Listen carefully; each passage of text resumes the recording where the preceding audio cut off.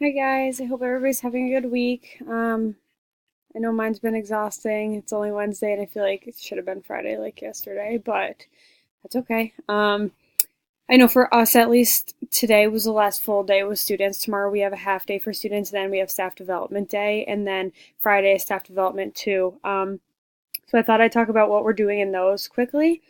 Um, Tomorrow students dismiss at I think 10:30, and after that we have a speaker coming in to talk to us about restorative justice circles, and just restorative justice as a whole. Some of our teachers and our admin went to a conference last week, I believe, at the BOCES building in Canton and learned about restorative justice circles. And it's kind of taking, I think the way we were thinking about doing it was taking study hall type groups and turning them into advisory. And from there, teachers are taught and trained to run a group where students kind of just get to talk about whatever's brought up, like what needs to be talked about that week, whatever's going on in the school, whatever's going on at home for kids. So that'll be interesting to see where that goes. So we're doing that tomorrow. And then on Friday, we actually are doing a health and wellness expo, which is pretty exciting. There are four expos, so four time slots throughout the day, and you just got to sign up for whatever looked like you wanted to participate in. So I know one of the ones I'm doing is chiropractic, so we learned kind of about chiropractic, and then we actually get aligned by the chiropractor that's coming. There is somebody, let me think, doing backyard games. So whoever signs up for it just gets to play a whole bunch of outdoor games like I don't know, volleyball and all that stuff. There's pickleball. We have a yoga class every period. We have a personal trainer coming in to talk about nutrition and training. We have a CrossFit section going on with the teachers that just started the CrossFit program. Um, so yeah, I think that'll be a good and exciting day, and also just a good stress reliever for all the teachers that are in our school. And we have BOCES staff coming too, I believe. So I'm looking forward to that. So that'll be fun. So this week I spent all of yesterday and all of Monday, well, all of Monday and most of yesterday, doing eighth grade scheduling. So next year's freshmen. Um, I went with Erin, sorry, I forgot her name, Erin Koval, who was a freshman counselor last year. I went in with her last year and did it because she was still here and I had just started. So I kind of knew what I was doing from that. But doing it on your own is a lot different. So I was a little nervous to do that the first period or two, just to make sure I was doing everything right and getting everything in that I needed to be getting in. Talking to them about credits, the importance of credits. At Messina, it's kind of interesting. We didn't do this in Canton, so this was uh, new to me. Messina, seventh and eighth graders, and all the elementary school, if you don't pass a class, it's like not, you just get moved on. Like you don't have to pass that class, which is kind of a weird concept because then they come to the high school and they have this mindset that it's okay to fail some of their classes because, oh, I'm just going to get moved on anyways, just like I always have. So we have these kids sent to us that are failing every class with 30s and 40s, and then they come to the high school and they're just shocked that they actually have to do work and they actually have to pass a class, and oh, I don't just get moved on anymore. So that was something we really have to drill into them in eighth grade, so that they're aware of this, because they don't know anything else. I guess this is something that Messina's done forever and ever, and it's just something they haven't changed yet or don't plan to change. I don't really know, but we've seen it kind of as an issue in the high school because then they come to us and don't really understand that you actually have to work and do all of that. So that was part of what I talked to them about. We do a freshman orientation at the end of August where all freshmen get to come into the high school, do some fun activities with our leaders of our school, and then they get to tour the school and get their locker and all that good stuff. So I talked about that so everybody knew about that. And then we just went over what you need in order to graduate, the requirements, what you're taking as a freshman, and then they filled out their forms their registration forms just like everybody else in the high school does.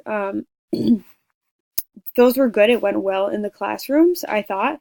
Um, when I got back, though, I had some conversation with Nicole LePage because she was helping me plug in all of the numbers that corresponded with the courses for all the students, and we do them individually. And we're kind of talking about how, like, why are we not utilizing batch scheduling if we can for at least English and global? Like, we know that other classes students change in, like, some kids are in algebra 1A or geometry, and same with science, they're in different classes. So we get that part, but like, why are we not saving time by batch scheduling? So that's something that we're going to work on changing. Um, as well as kind of the whole scheduling process for the eighth graders in general. I spent 2 full days in classrooms down there. I was the only one that went, so I talked to them as a group and kind of do it as a group, and then I check their papers individually. But along the way, sometimes they don't know. Like, I found a lot of students that got resource, but they had no idea that it was called resource room. So that was interesting. Yeah, it was just, I don't know, there's a lot to talk through and kind of figure out, but we were just kind of thinking that there's a more effective way to do this instead of me spending 2 full days down there, signing kids up for the most part, the same courses, just for them to not really know what they're signing up for or what they're even in. A lot of the advanced kids didn't really seem to realize that they were advanced, so yeah, that was interesting. It took a lot of work, and because of that, some of the kids I was going over the time slot in the classes with, and I remember this from last year, but I was in there with Aaron, so there's two of us working, so I don't know if that made a difference. So I don't know. That's something that we're going to discuss more this week and kind of figure out an easier way to do it, a more effective way to do it. So, the other part of the time that I was there yesterday, I spent in eighth grade CSEs. I think I talked about these last week, but I'm honestly not really sure anymore. Eighth grade CSEs are just a little different. So the head of special ed in the high school, Martha, and I go to the eighth grade CSEs.